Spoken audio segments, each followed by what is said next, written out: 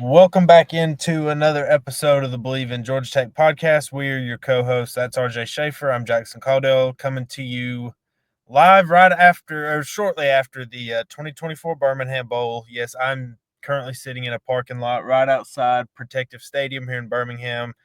If the lighting is poor, I apologize. Like I said, I'm literally sitting in my car right now, and sorry if the internet connection is not the best. I know it's kind of a piece together situation, but for anybody that's tuning in, we really appreciate you guys. Just to say, get that out front. Like I know it's especially with the end of the season. I know it's hard to listen when your team loses, and it's not the most fun thing to do. And now that the season's over, but for those that are tuning in, we really appreciate it. Thank you guys a lot, but. I have a good feeling how you're doing, RJ, but I got to ask you just in case. As okay as I can be. You know, it's one of those days. Yep.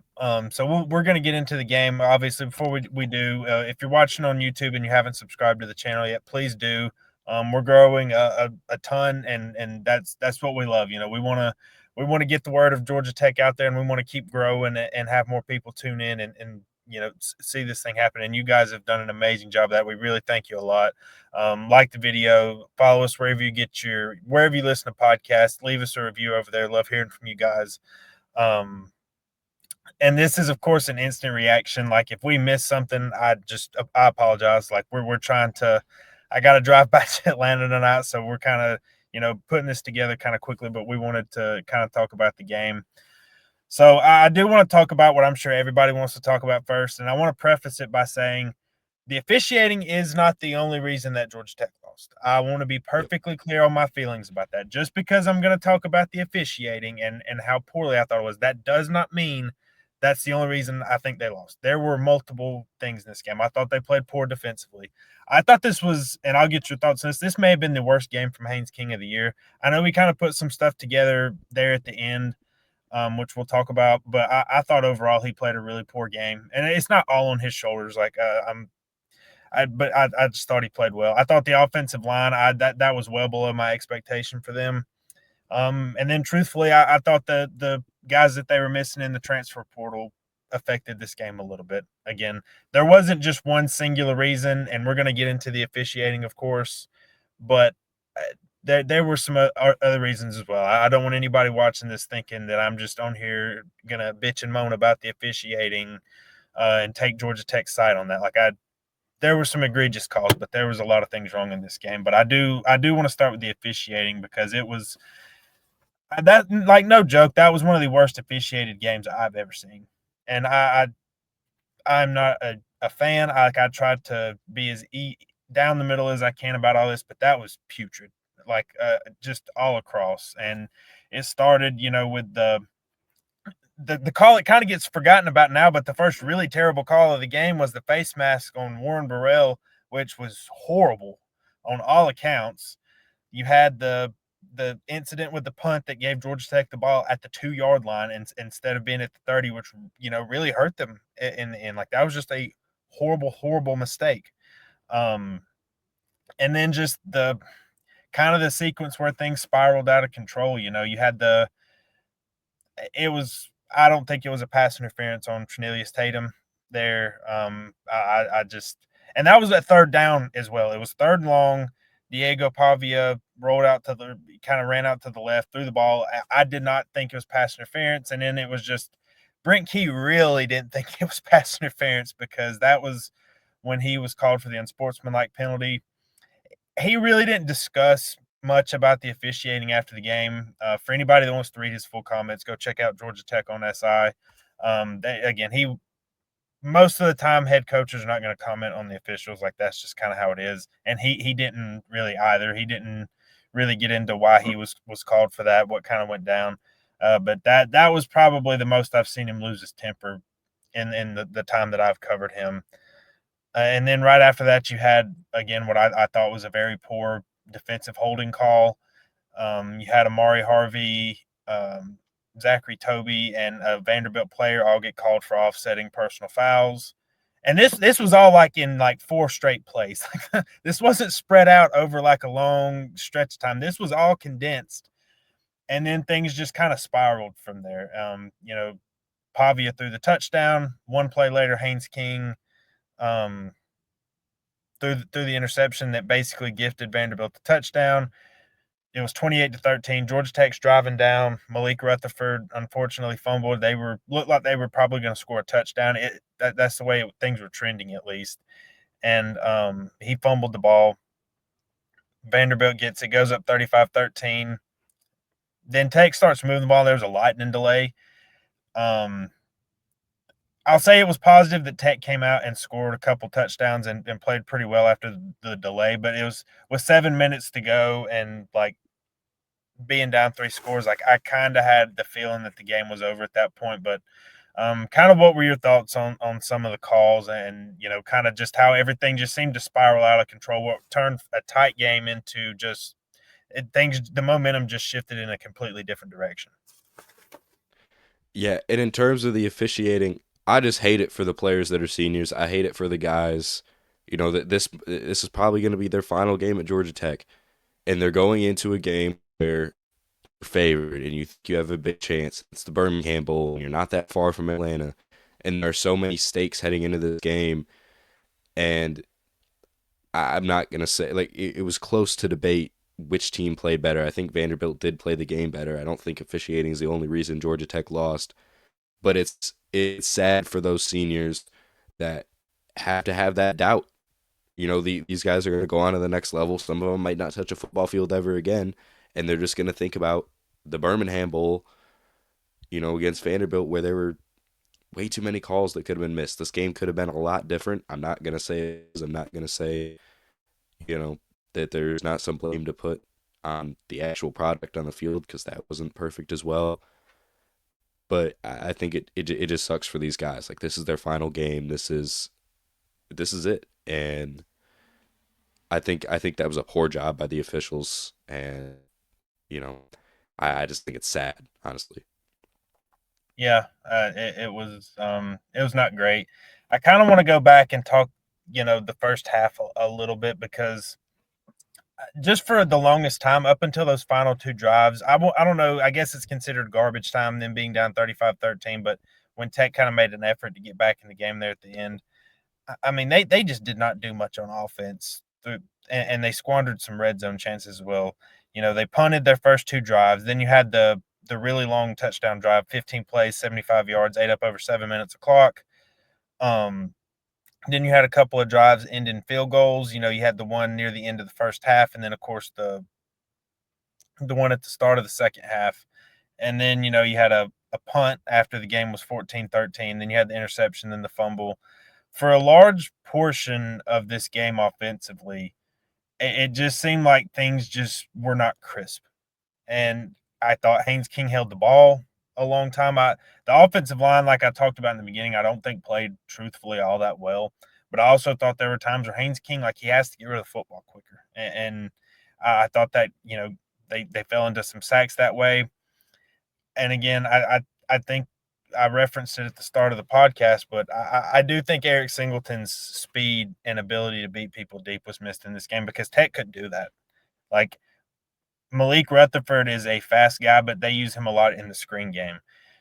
I like Chase Lane and Abdul Janae and Bailey Stockton, but they haven't shown an ability to consistently beat guys over the top on offense. And I just think they were missing that speed element.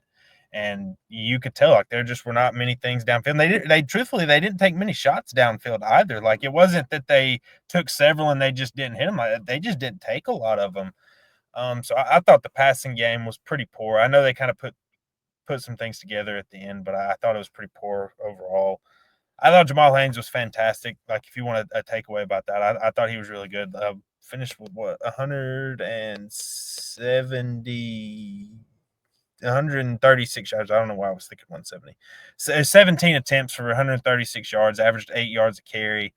Other than that, there was not really, a running game spec of Haynes King was just neutralized on that end. Like Pavia had the huge advantage on, we talked about how they're similar players, in our preview. And, Pavia beat him rushing today. And, Pavia didn't make the crucial mistakes down the stretch, that King did. That's why I think it was his worst game this year. There wasn't a ton of plays made and there were some crucial mistakes. Like I said, the offensive line gave up 3 sacks, 7 tackles for loss to Vanderbilt. Vanderbilt's defense is they're very well coached, and I could tell that from just being there and being down there. Um, but it's Tech's played better against better defenses this year as well. So but a lot of credit does go to Vanderbilt's defense. And then just my thoughts defensively, I thought more so than just Singleton being going on offense, I thought where you were missing guys on defense showed up a lot, and it was they did pretty well at times when they were blitzing.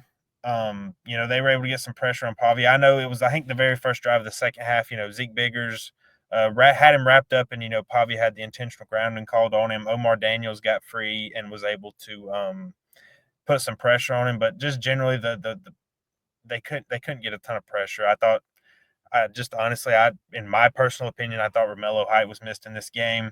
I thought there were some missed tackles. I thought you could see where Kyle Eford was missed. And, look, I think, Zachary Toby, I think, is going to be a good player. He's still a young corner. Not having Rodney Shelley out there and, him being out there, I just thought they picked on him, just to be honest. Like, they went after him in those one-on-ones. That Vanderbilt's first touchdown drive, they had the 40-yard completion. That was on him. And there were several times when they got those one-on-one situations, they tried to pick on him a little bit. And again, I think this is not like to single him out and say he was horrible, but it was clear that was where Vanderbilt was trying to attack the secondary. And I thought, that's where missing somebody like Rodney Shelley to have at the nickel and everything was just, it hurt. And, there was several missed tackles as well. I know they only gave up 304 yards to Vanderbilt, but I thought the defense played a pretty poor game. Just kind of, what are your thoughts on both sides of the ball before we wrap up here? Yeah, I mean, it felt like sure a hell of a lot more than 304 yards. I think there were some guys who stood out. I think Kevin Harris had a pretty good game, but overall, in the defense, this was just off game from the secondary. I mean, in every aspect that you want a secondary to thrive in, they struggled. There were a ton of missed tackles. There was a ton of blown coverage.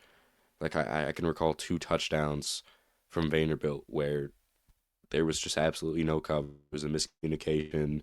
It was a guy missing a step, this or that. And I think you were just missing too many guys. We talked about it heading into the game, how they didn't lose, that many players to the transfer portal or that many guys weren't injured. That kind of changed leading up to the game, obviously with the announcements of Kyle Eford and not going to have Rodney Shelley and Romello Height hitting the portal. There were a lot of guys that were missed. I just feel like on offense and defense, the team just didn't mesh like we saw. It was a very messy game. A lot more turnovers than we saw at Georgia Tech this year. That was the one thing that we could count on the offense throughout the year, and that just wasn't there. So just a lot of things that didn't come together. I think there were some raw pieces that were great, but as offense or as a defense, I don't think the entire product was up to the season standard at all. Nope. I mean, it's, like I let off with, there was the officiating was poor and contributed to the loss. The inconsistencies on offense and the lack of explosiveness in the passing game contributed. Poor tackling and poor secondary play certainly attributed to it. And then, just as bad as the officiating was, and look, I can't imagine trying to fight through that when it's that bad. But I do think you have to try to find a way to keep your composure a little bit, because just my opinion, I do think that just spiraled the team. I think they kind of lost their composure a little bit, and it's Brent Key does get emotional, or not, I won't say emotional might be the wrong word. He does show a lot of fire on the sidelines, like he can get fired up about stuff. But that was that was the most I'd seen him lose his cool, and like it resulted in a penalty. And like I hope I'm not like saying anything false here, but I believe that's the first time I've ever seen him get a penalty of that nature, at least just off the top of my head right now. And like you don't see that from him, and it was just a little bit lifeless. I think some of it may have been Vanderbilt just kind of playing soft on defense, but they seemed a little bit more calm and collected once they come out of the locker room after the weather delay. There's just so much happened in this game. Like I almost forgot to add on, hey, there was an hour weather delay in this game. towards the end of it. So like there was just a lot that went on, but yeah, just a lot of contributing factors. Poor play, officiating was terrible, and just it ends up with a 7-6 season. We'll kind of have some more episodes to kind of put our thoughts into what progress and I know 7-6 isn't the sexiest season, but they I think did outperform expectations this season. Their win total was it like 4.5 or 4 to start the year, and they played some of their opponents didn't live up to the high billing that they had in the preseason. But they still played a very tough schedule. I mean, you ended up playing three teams that you know the battle between Georgia and Notre Dame is, that two teams Georgia Tech had to play. They face each other in the Sugar Bowl next week. Miami almost made the college football playoff. Georgia Tech beat them, and then you had some other pretty solid teams as well. So they still had to fight through a very tough schedule. You had quarterback injuries this year, injuries that to important defensive players. But again, we'll kind of get into an overview of the season. Any other thoughts for I have to drive home from Birmingham? It's just it's a sour end to what was a really good season, and I don't want people to think, oh, this is not the end of the world, nothing falling apart. It's just one game, but it sucks being a bowl game having these guys, final game being a loss. And that's one thing I will say, like just as a general principle, since we've kind of had the transfer portal and the opt outs and things like that, I generally don't put just a load of stock into bowl games. There's just so many different things going on that teams have to deal with. You had several key players, and trust me, I'm really not trying to excuse a loss or anything, but that's just kind of been my thoughts on bowl season. Like they're fun. I don't know that they have a ton of weight bearing going into next year because the team's just going to look totally different. Like I saw a ton of the early enrollees and players on the sideline, and then obviously I, I've lost count by now, but 15 or so transfer portal players coming in. Like you have a ton of new talent, and you got guys leaving. Like it's going to be a totally different look, when they're facing Colorado to kick off the season next year. So that's one thing I will encourage people is that I don't think this has any bearing on what's going to happen next year or anything this year. There's just a lot of stuff that goes into bowl games, whether it's players not being there and all this stuff. And hats off to Vanderbilt. Like I want to make that clear. Like Vanderbilt is a very well coached team. They're a very good team, and I thoroughly enjoyed watching them today. Diego Pavi is a hell of a player. So just hats off to Vanderbilt. They deserve a lot of credit for how they played and just kind of out physical Georgia Tech in a lot of ways. But just a lot of credit should go to them for how they played. And their first bowl win, I believe, since 2013. Apologies if I got that wrong, but I do believe that's correct. So big season for them, and they ended it with a win. Georgia Tech did not. And spring will be right around the corner. I think the transfer portal, like last day, I think is actually tomorrow. And then it closes up, and we'll have spring practice before you know it, and then we'll be kicking off the season in Boulder, where I'll probably also be in my car for that game as well. So apologies for that. But again, just before we get off here, if you are watching the show on YouTube, love it if you would hit the subscribe button, like button, hit that notification bell so you know when our new content goes live. Follow us wherever you get your podcasts. Leave us a review on there.